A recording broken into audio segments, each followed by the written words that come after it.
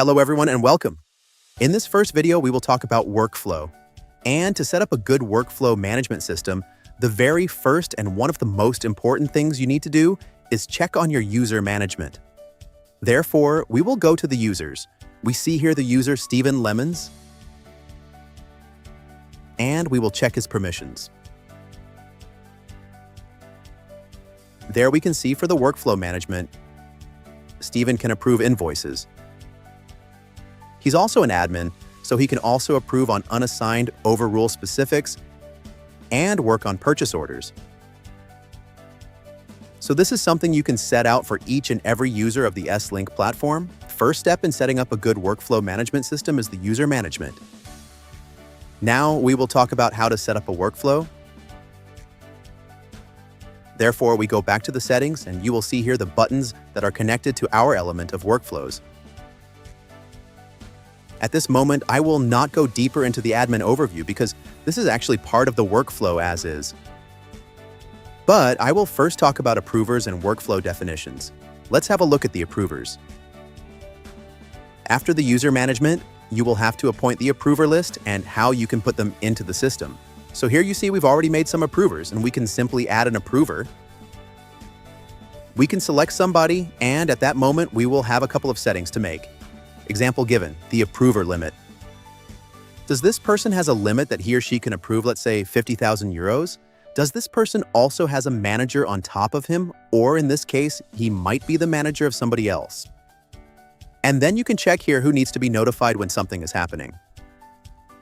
When you make him an admin, this person can actually configure the flows and maybe also do a force approve and reassign of certain invoices, purchase orders, etc. So here we will now add the approver. Click once this is done. This person will receive an email telling him that he has been made an approver into the system. After that, this person can start approving on invoices. This was part one, the approvers. The second part is setting up a workflow. So here you see we've already created one workflow, and we will check out the elements that are needed to create a new workflow. You can give it a code or you can give it a name.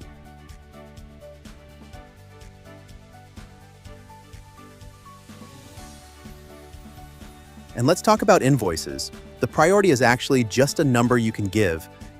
And when it's 100, it will always be first priority. But sometimes some invoices are less priority. Let's say we are talking about invoices with a minimum amount of 200 euros and a maximum amount of 8,000 euros. Let's keep it broad. We can escalate this after 100 hours, and it's an active workflow. We can specify on which vendor this workflow might apply. This is not necessary. If you don't give up a vendor at that moment, this will actually apply to all the invoices falling between these margins. You can also immediately match your cost center and select whether or not a purchase order matching is required, yes or no. Then it's time to set out the steps. You can say that anyone can approve, that all are required to approve, or that the first that has the approval rights to this limit when he or she has approved, then the approval gets to the next step. So here we can say anyone can approve and the required count can be filled in. So let's say this is 2. The amount limits for step 1 is 8,000 and the escalation hours are here as well, 100. And here we can select the approvers that might approve this invoice for this specific step.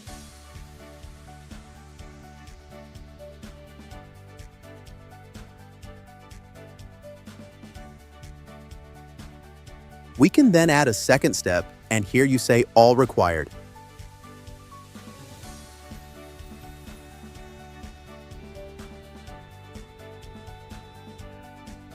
Required count 1. The account limit stays 8,000.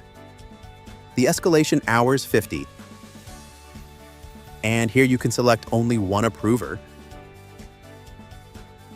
And at this moment, we can save, and now we can actually organize a workflow request.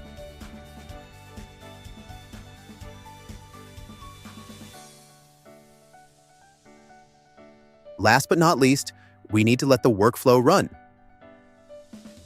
I'm now in my role as a manager, so as a manager, I can always go to the admin overview and see whether or not I need to take action on some or more invoices. I can force them, reassign them, hold them, or open them when needed. This is a power that is assigned to the manager or the people being assigned manager. Normally here I can also start a new workflow, so I can do it on a selected invoice.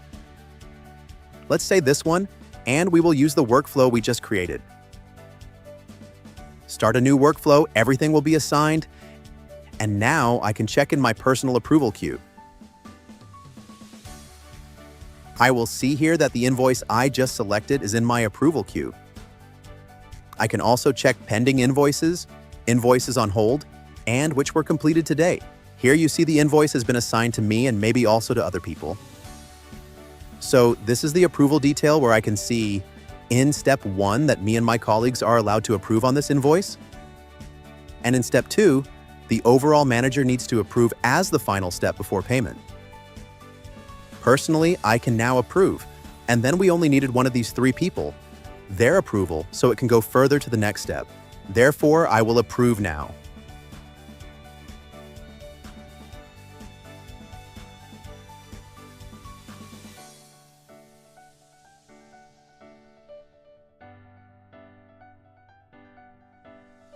Thereby, this step 1 is approved. At this moment, I can check my approval queue and you will see that the invoice is gone. You can also check on unassigned invoices. There are none at the very moment, and I can check on my approval queue on what is pending. Example given, there are some other which are still pending. I can open them and check on what is required. I see here that there's still another step needed to the approval for this invoice. And at that moment, a specific escalation has been set out by S-Link itself I can approve.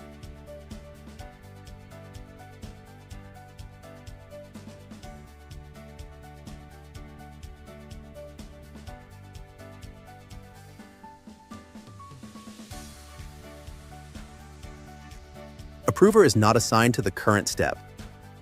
This is correct because, as you can see, it is actually Joe Hugerts.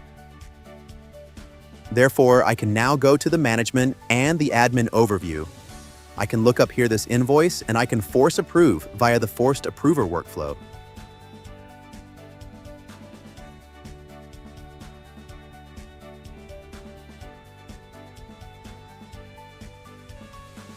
These are some of the features that our approval flow needs.